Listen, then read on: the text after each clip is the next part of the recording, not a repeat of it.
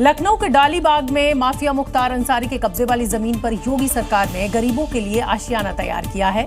LDA ने इस जमीन पर ईडब्ल्यूएस वर्ग के लिए 72 फ्लैट्स का निर्माण करवाया है और इसकी आवंटन प्रक्रिया अगले महीने से शुरू होने वाली है। ये मकान गरीबों को लॉटरी से आवंटित किए जाएंगे। अगस्त में एलडीए पीएम आवास योजना के तहत 72 फ्लैटों की बुकिंग खोलेगा।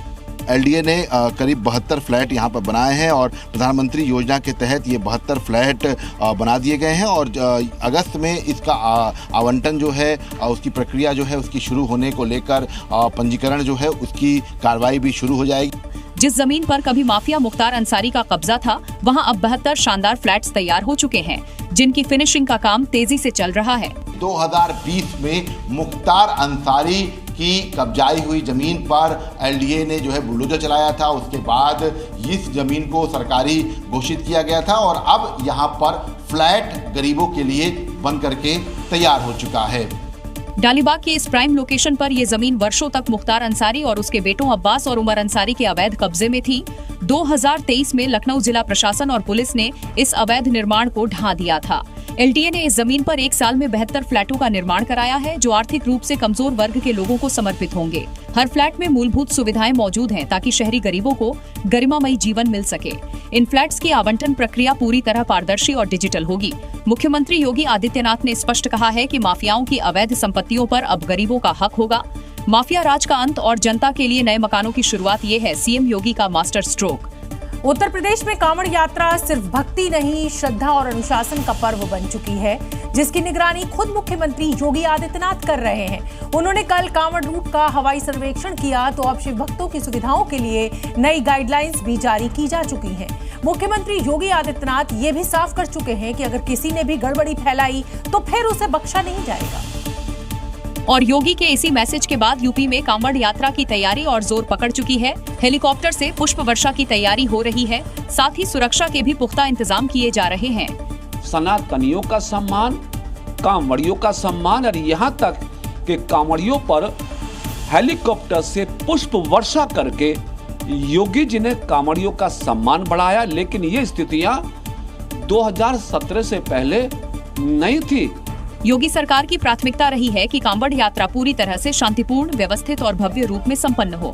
यही वजह है कि इस बार भी ड्रोन कैमरों से निगरानी, सीसीटीवी की तैनाती, अस्थायी मेडिकल कैंप, पेयजल व्यवस्था और 24 घंटे कंट्रोल रूम जैसी तमाम व्यवस्थाओं को पुख्ता किया गया है। सरकार का दावा है, श्रद्धालुओं को न केवल सुरक्षित माहौल मिलेगा बल्कि पूरी यात्रा के दौरान उन्हें हर जरूरी सुविधा भी उपलब्ध कराई जाएगी। यानी शिव भक्तों की आस्था का सम्मान भी होगा और किसी भी गड़बड़ी की कोशिश पर एक्शन भी तय है।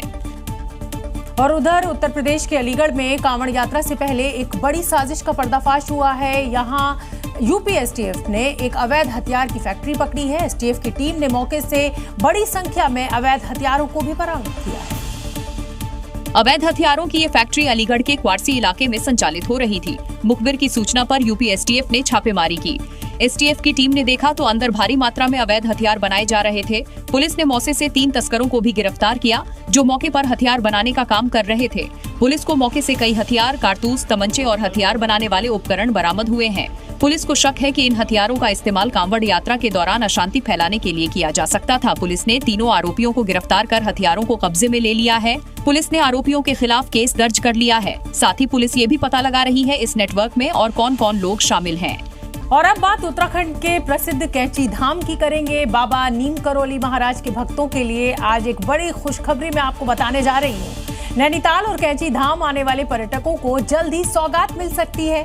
आने वाले समय में पर्यटक नैनीताल से कैंची धाम का सफर खूबसूरत वादियों के बीच रोपवे से कर पाएंगे। ये रोपवे शुरू होने से नैनीताल से कैंची धाम पहुंचना बेहद आसान हो जाएगा। जिला पर्यटन विभाग ने नैनीताल से कैंची धाम तक रोपवे योजना का प्रस्ताव तैयार कर लिया है। अब बस उत्तराखंड पर्यटन विभाग की तरफ से इसे मंजूरी मिलना बाकी है। और इस प्रस्ताव के पास होने के बाद नैनीताल आने वाले पर्यटक हवाई मार्ग से बाबा नीम करोली महाराज के दर्शन कर सकेंगे। प्रस्ताव पास होने के बाद इस पर जल्द ही काम शुरू कर दिया जाएगा। नैनीताल से कैंची धाम की दूरी सड़क मार्ग से करीब 17 किलोमीटर है। जाम के चलते कैंची धाम पहुंचने में पर्यटकों को काफी समय लगता है। रोपवे बनने से नैनीताल से कैंची धाम पहुंचना आसान होगा। रोपवे परियोजना से न सिर्फ श्रद्धालुओं और पर्यटकों को राहत मिलेगी, बल्कि नैनीताल का पर्यटन व्यवसाय भी एक नई ऊंचाई पर पहुंचेगा। इस परियोजना से नैनीताल में रुकने वाले पर्यटकों की संख्या बढ़ेगी। होटल व्यवसाय, टैक्सी सेवाओं, स्थानीय हस्तशिल्प को भी बढ़ावा मिलेगा। रोपवे विदेशी पर्यटकों को भी आकर्षित करेगा जो कैची धाम आते हैं। कैची धाम में हमेशा भीड़ रहती है, इससे नैनीताल हल्द्वानी कैची मार्ग पर भारी जाम लगता है। रोपवे इस भीड़ को भी नियंत्रित करने में मददगार साबित होगा।